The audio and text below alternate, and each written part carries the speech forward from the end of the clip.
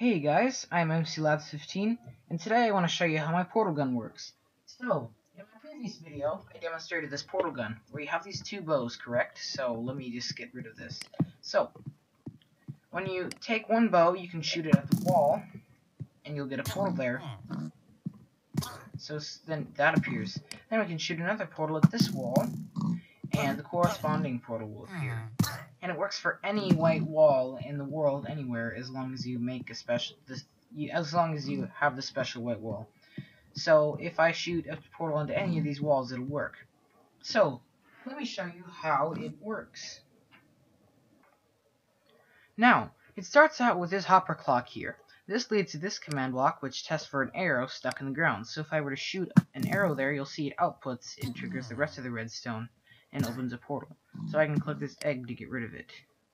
Then it triggers these two command blocks, which test for which item slot you have. So it tests for either item slot 0 or 1, and so depending which one you have selected, it'll trigger a different chain of command blocks. So the next one triggers this really long command, which is for an entity. So let me demonstrate what that is. So this entity is actually, as you'll see, it is a villager with a pig riding on it, and that pig, well, it's a villager with an item, and a pig is on top of that. And the pig is a custom name. So there's two versions of this. There's Portal 2 and Portal 1, if that comes out of the other one. So with this one, you can see here's the invisible version. So the reason for the item is because if I had a mob standing here, actually, let me get rid of these.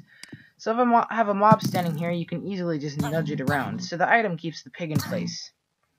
So the villager is so that you can basically what happens is in this redstone, after it summons this, it goes over to here, which then teleports all entities that are a type villager with the name set to Portal 2 base or Portal 1 base to the arrow. And so actually the reason I have the villager, not just the item, is because if I come over here and I summon an item, and then what I can do is I can deactivate this system over here. So if I do that, what'll happen is then I can shoot an arrow here,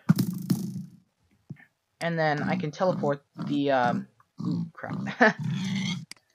It's a bit, well, let me get rid of the pig first. So I summon an item, and I teleport the item to the arrow, and it's spazzing around in the block like that. And then I try teleporting it out of the block, so that it'll land on the ground, and it is in a completely random position every time.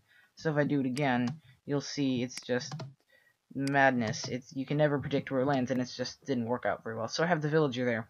So then after it does some other stuff, it'll basically summon this minecart command block stack here. So this minecart command block stack basically has minecart command blocks that set your score in a few objectives, and also have custom blocks being displayed, as you can see, like this minecart, but they're set to the portal in the orange wool. So under each of these platforms, there are actually activator rails, and so the minecarts fall on the activator rails. So the minecarts, two of them, I believe, yes, two of them have commands in them that set your score in one objective to one. I believe it's NP1 and NP2. So for the Portal 1, it sets your objective NP1 to 1, and it sets all and there's also setting all players that are not in a radius of 5, I think, around the block. It sets the score of NP1 to 0, and vice versa with the other one, so it sets your score of that. So then what happens is you have this clock over here, which basically teleports all players with a score of NP2 to a pig named Portal 1. So if you're in that one, then it teleports you to Portal 1. And if you're in the other one, have to score in the other one, then it teleports you to the corresponding pigs, so that way you have the mobs with custom names. And this clock also occasionally sets your score and all the objectives back to 0, so you don't walk past the portal and then get teleported a few seconds later. And then what happens is, after that happens, then what it does is it teleports all minecart command blocks with a custom name. For each version, we have custom name P1, custom name P2 for the minecart command blocks. It teleports them to the villager. Then what happens? Well, it teleports it to the pig, not the villager, sorry. And then it kills the villager, either Portal 2 base or Portal 1 base. That way, the villager will just die, and then the mob with the item will just stay sitting on the ground. So then it'll teleport the minecart command block 3 blocks under the ground so that it lands on the activator rail, and it will kill the arrow. So I can demonstrate this in action.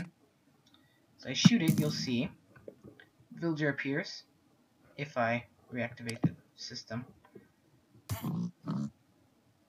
And then it gets killed, and the pig drops on the ground. It teleports the minecart command blocks, and then teleports them below the ground.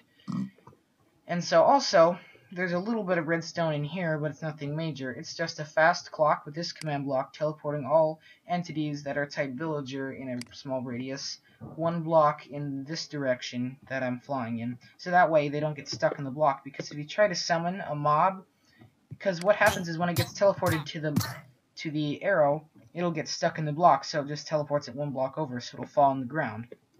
So the reason these portals can't stick to walls is because they have to fall so that the command block minecarts can work better. Although I think there may be a solution to this. So yeah, that's about it. I hope you guys liked the invention. It took me a long time to make this, and well, yeah, it's pretty cool, I think. So yeah, that's about it.